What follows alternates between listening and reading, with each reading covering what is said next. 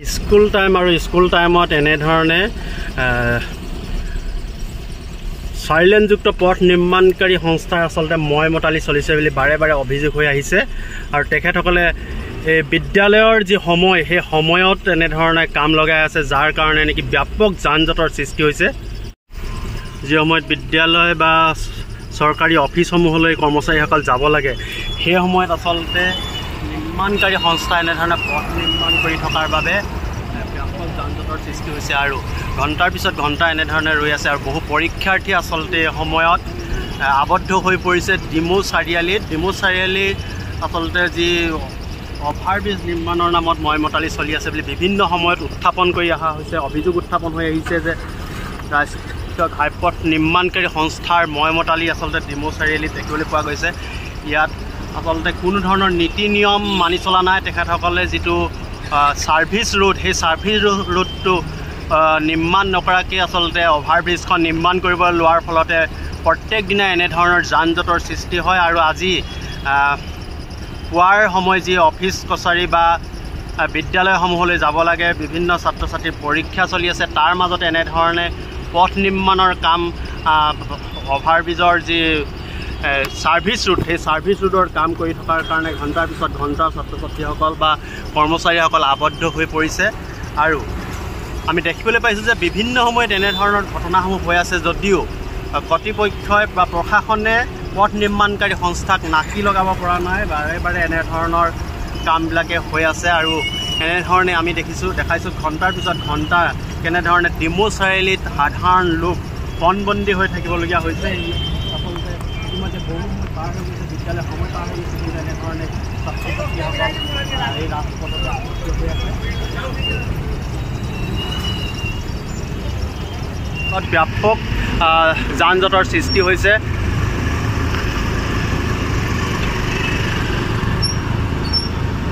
আমি অনুৰোধ জনাম স্থানীয় প্ৰশাসনক যাতে তেখেতসকলে যি ৰাষ্ট্ৰীয় ঘাইপথেৰ নিৰ্মাণকাৰী সংস্থাই ছাৰ্ভিচ ৰোড সেই ছাৰ্ভিচ ৰোডৰ কাম নিশাৰ ভাগত যাতে সম্পন্ন কৰি যাতায়াতৰ সুবিধা কৰি দিয়ে।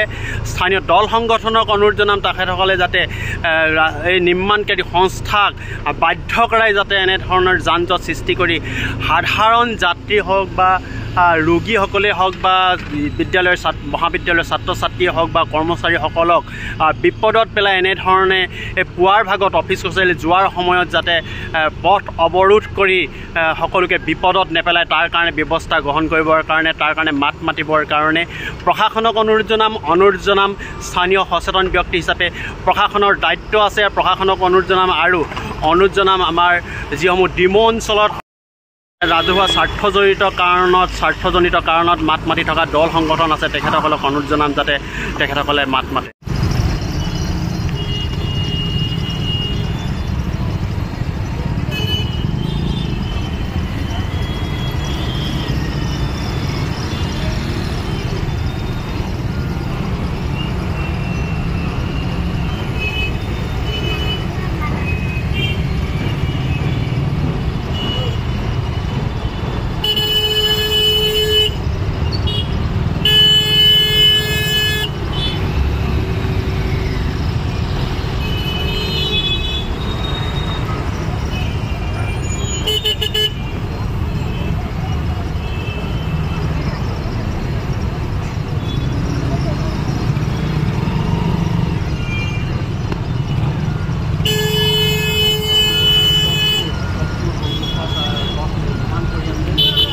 ছাৰ্ভিচ ৰোড সেই পথটো নিৰ্মাণ কৰি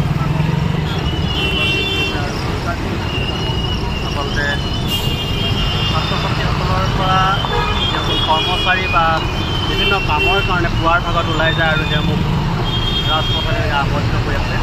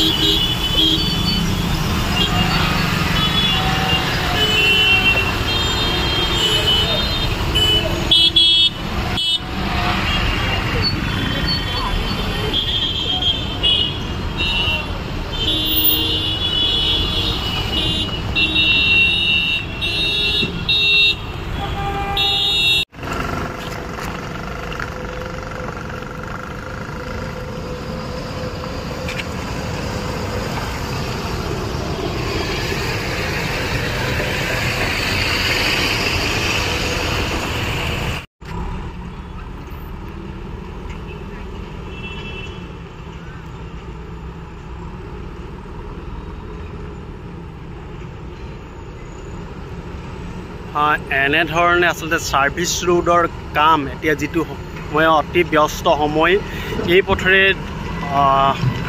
বিশেষকৈ ডিব্ৰুগড়লৈ অসম মেডিকেল কলেজলৈ গাড়ীসমূহ চলাচল কৰি এই সময়ত বন্ধ কৰি ৰাখিছে। এই সময়ত বিদ্যালয় মহাবিদ্যালয় হওক বা অফিচলৈ মানুহসমূহ অহা যোৱা কৰে। এই সময়ত আচলতে ছাৰ্ভিচ ৰোডৰ কাম কৰি আছে আৰু যাৰ কাৰণে ব্যাপক যান জঁটৰ সৃষ্টি হৈছে।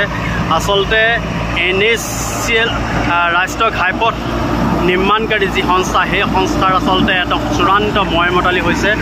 ৰাজপথত যিকোনো সময়তে আচলতে তেখেতসকলে বন্ধ কৰি দিছে, যিটো সময়ত আচলতে সকলো মানুহ সকলো ব্যক্তিয়ে নিজৰ নিজৰ কামৰ কাৰণে যায় পুৱাৰ ভাগতে। এই পুৱাৰ ভাগত আচলতে তেখেতসকলে ৰাষ্ট্ৰীয় ঘাইপথটো এনেধৰণে বন্ধ কৰি দিয়াৰ ফলত ব্যাপক যান জঁটৰ সৃষ্টি হৈছে।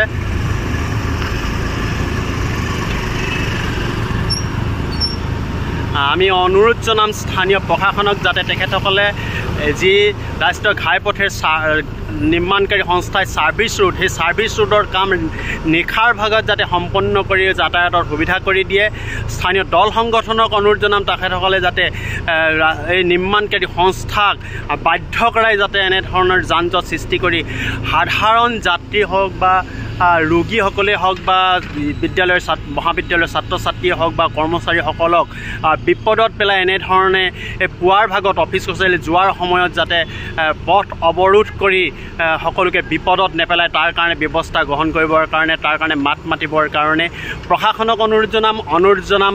স্থানীয় সচেতন ব্যক্তি হিচাপে প্ৰশাসনৰ দায়িত্ব আছে। প্ৰশাসনক অনুৰোধ জনাম আমাৰ যিসমূহ ডিমৌ অঞ্চলত ৰাজহুৱা স্বাৰ্থজনিত কাৰণত মাত মাতি থকা দল সংগঠন আছে তেখেতসকলক অনুৰোধ জনাম যাতে তেখেতসকলে মাত মাতে।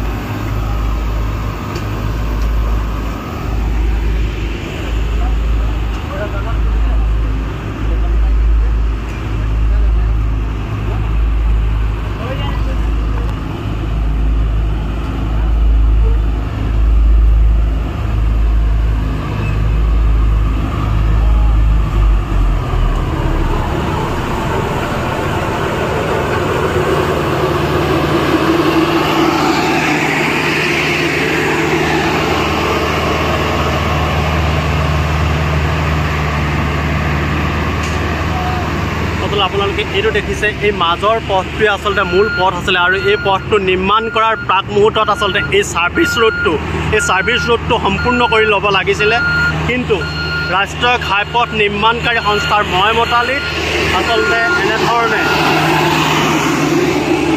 মাজৰ পথটো সম্পূৰ্ণ খান্দি পেলোৱাৰ পিছত আচলতে দিনৰ ভাগত যি সময়ত অতি ব্যস্ততাপূৰ্ণ সময় বা অতি জৰুৰী সময়, সেই সময় জৰুৰীকালীন সকলো বন্ধ কৰি এনেধৰণে পথ নিৰ্মাণৰ কামত লাগিছে। আচলতে এই ছাৰ্ভিচ ৰোডটো সম্পূৰ্ণ নিৰ্মাণ কৰাৰ দায়িত্ব হ'ব লাগিছিলে পথ নিৰ্মাণকাৰী সংস্থাৰ। কিন্তু তেখেতসকলে ময়মতালিৰ আচলতে যি সময়ত অফিচ কাছাৰীলৈ যাব লাগে, ছাত্ৰ ছাত্ৰীসকল বিদ্যালয় মহাবিদ্যালয়লৈ যাব লাগে, সেই সময়ত বন্ধ কৰি দিছে আৰু যি কাৰণে ঘণ্টাৰ পিছত ঘণ্টা ডিমৌ চাৰিআলিত এনেধৰণে নিত্য নৈমিত্তিক ঘটনা হৈ পৰিছে যে পথ অৱৰোধ হৈ থাকে, বন্ধ হৈ থাকে আৰু এনেধৰণেই সাধাৰণ লোকসকলক পণবন্দী কৰি আচলতে ৰাষ্ট্ৰীয় ঘাইপথ নিৰ্মাণকাৰী সংস্থাটোৱে কাম কৰি আছে।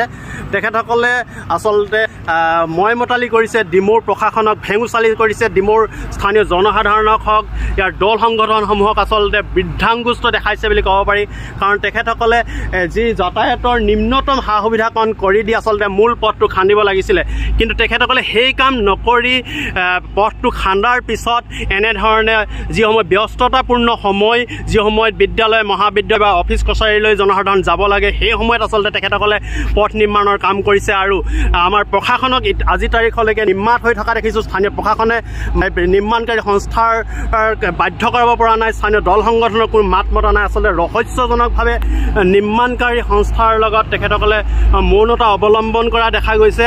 আৰু যি সময়ত আচলতে ৰোগীসমূহ অসম চিকিৎসা মহাবিদ্যালয় ডিব্ৰুগড়লৈ এই পথেৰে যায়, যি সময়ত বিভিন্ন বিদ্যালয় মহাবিদ্যালয়ৰ ছাত্ৰ ছাত্ৰীসকল যাব লাগে, কৰ্মচাৰীসকল যাব লাগে, আনকি দৈনিক হাজিৰা কৰা ব্যক্তিসকল বিভিন্ন স্থানলৈ যাব লাগে, সেই সময়ত কিন্তু এনেধৰণে পথ অৱৰোধ কৰি আচলতে তেখেতসকলে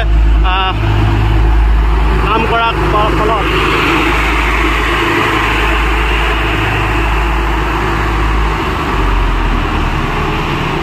সাধাৰণ লোকসকলৰ আচলতে সাধাৰণ লোক নহয়, কৰ্মচাৰী হওক, বিদ্যালয়ৰ ছাত্ৰ ছাত্ৰী হওক, সকলোৰে বা চিকিৎসকসকল যাব লাগে, গন্তব্যস্থান পাব লাগে।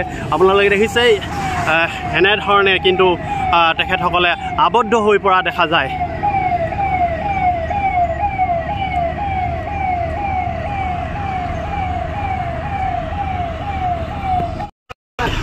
আপুনি ক'ৰবাত যাবলৈ আহিছিল? অফিচ পাবগৈ নাই? পাবগৈ।